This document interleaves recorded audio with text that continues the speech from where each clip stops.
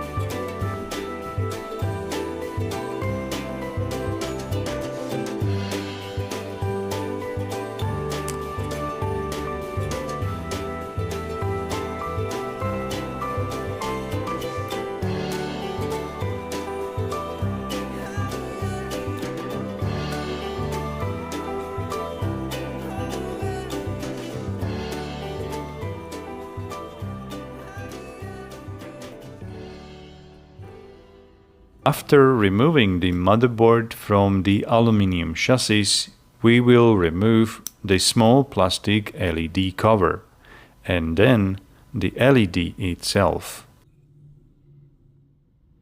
This area marked with a black marker will need to be removed or sanded. I will use a mini hand grinder and a small flat file for this. It is necessary to continuously measure the SMA so that the hole is not too big.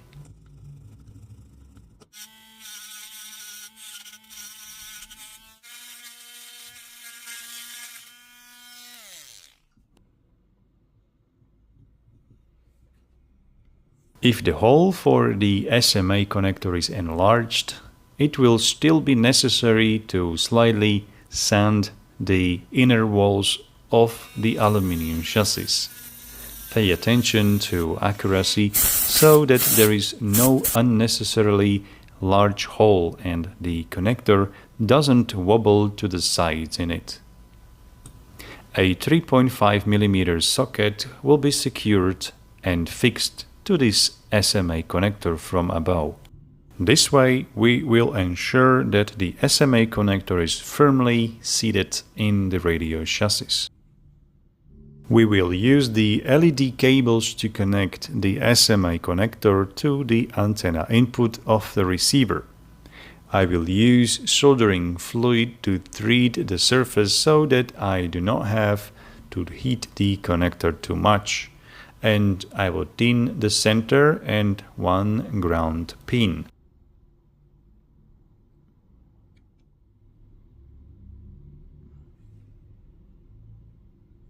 I connect the red wire to the center and the black wire to the ground. We unsolder the LED and remove the original tubes. Then we slide in the new heat shrink tubes and fix them with the hot air or a weak flame.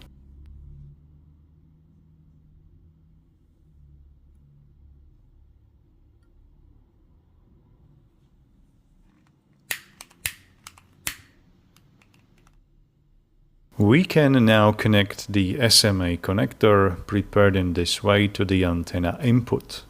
We connect the red wire to the back of the 3.5mm socket, where it also serves as a switch, and in case of using a 3.5mm socket, the input from the SMA socket is disconnected. We connect the black wire directly to the ground on the motherboard. So now carefully insert the SMA connector into the hole we made and mount the motherboard back on the aluminum chassis. Be careful with the orange seal around the power port. First, insert it correctly and only then press the board onto the chassis. And as you can see, everything fits perfectly, nothing sticks out. After assembly, the SMA connector is solid and shouldn't wobble.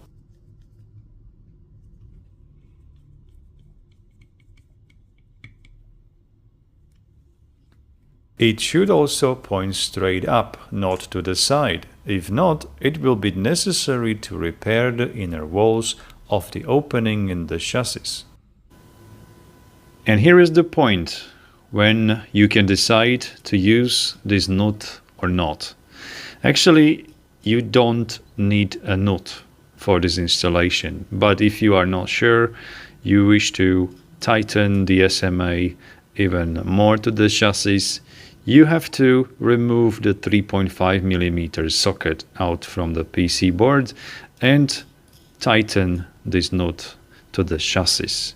But in this case, you will lose the 3.5mm socket for maybe future antenna connection, and you need to make a bigger hole into the plastic cover.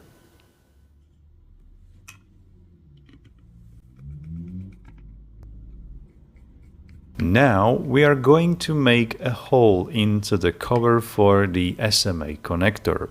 For this, we will use the original hole for the LED, which is protected by a transparent self-adhesive film. We have also to carefully peel it off. We take a 6.5mm drill and enlarge the hole. If you don't have a drill, you can also use a thin round file. Continuously test whether the SMA connector fits into the hole so that the hole is not unnecessarily too large, because this hole also supports it mechanically slightly.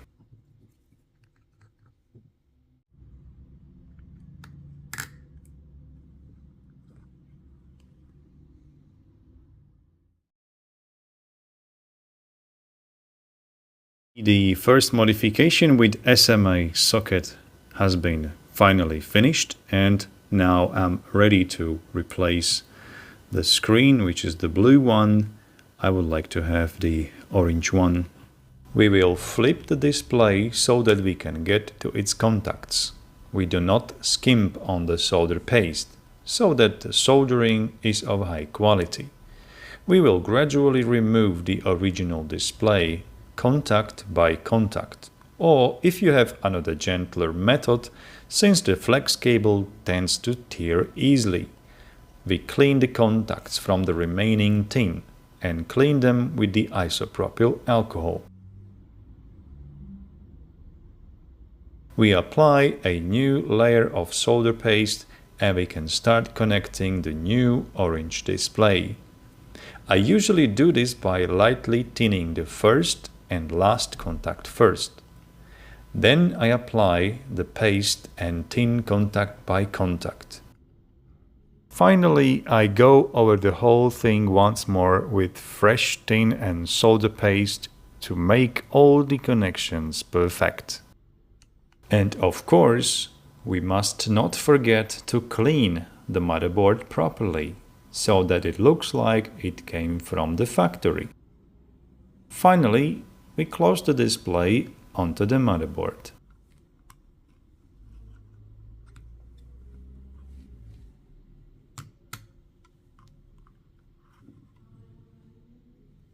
Also, the second modification has been finished. So I have here the orange screen. So let's take a look how the orange screen looks like on the TK11. I think this is the first time when the TK11 transceiver has a orange screen. Haha, beautiful. So cool. So let me assemble the radio and test it.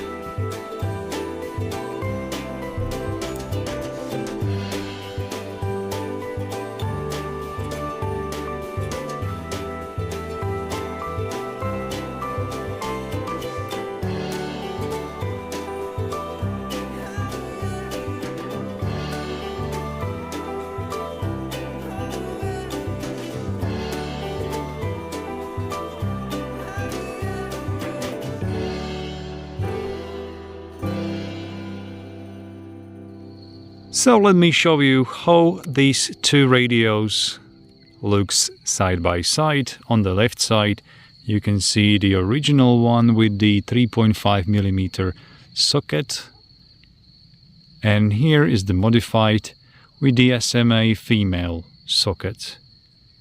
Also the screen is different.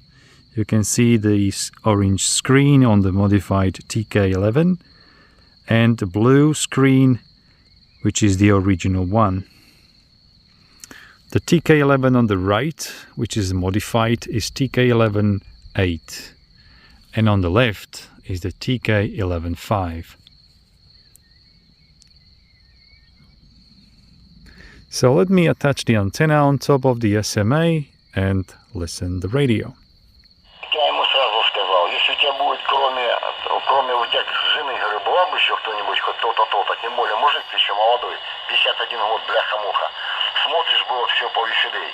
А так, говорю, понятно, туда-сюда, но видишь, как и плюс какой-то такой, как тебе сказать, травматический психоз, не психоз, ну, так, наверное, должно быть.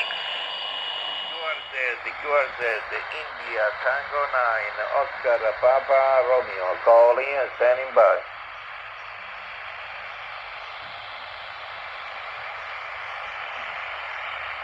CQ20, India Tango 9, Oscar Papa Romeo, Italy Tango 9, Ontario Papa Romeo, calling and standing by.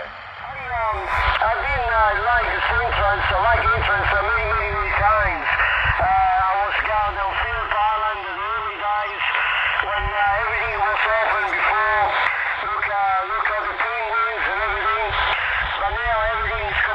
price.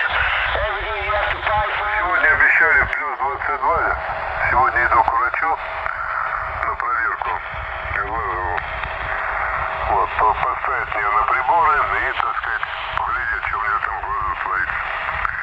Чтобы какое-то определение было, чтобы определиться, в какую сторону бежать. Вот такие дела. 13 tysięcy sekund potrzebuje dobry biegacz, by ukończyć maraton. 13 tysięcy kroków to ambitny cel na każdy dzień. A 13 tysięcy miligramów kolagenu w formie płynnej zmieściliśmy w jednym wygodnym szocie Collaflex Plus 13 tysięcy, by wspierać Twoje sprawy. Stosuj suplement diety Collaflex Plus 13 tysięcy z najwyższym stężeniem kolagenu w jednym szocie. Wspieraj stawy i ciesz się ruchem. This is the Radio Romania, and the noise you can hear in the background is the noise from my phone.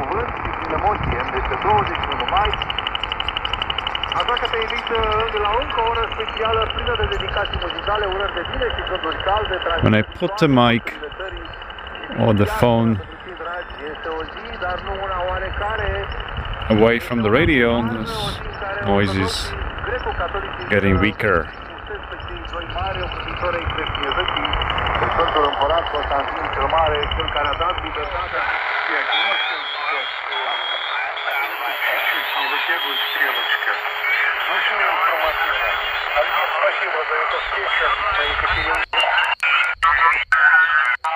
По нынешнему прохождению зовут меня Дмитрий, поселок Приозерный.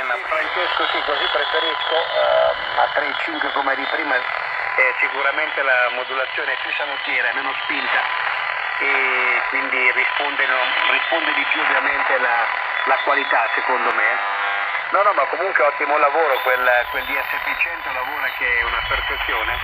Ne avevo sentito qualcuno. No, piosenkę decydującą to na czas szczęście zaprezentowała Angeli Ari, dość znacznie zmieniającym pierwszym charakterem. Trwa audycja muzyka w programie pierwszym Polskiego Radia. Teraz sprawdzamy, co nowego słychać z oceanu. Oto proszę Państwa, na przykład nowojorski kolektyw Nowym Źródło znów sięgnął po popularną obecnie piosenkę, żeby...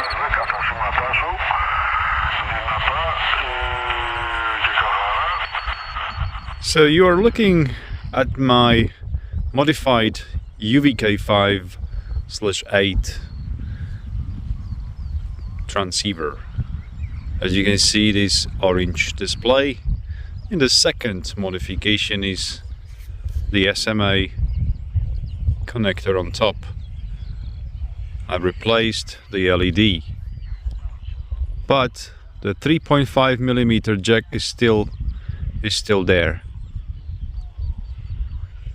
And I have here the vertical whip antenna, which is pretty short, but I think it's quite enough because the amplification inside this radio for HF is pretty high, and if you put some bigger antenna over there, the radio gets overloaded.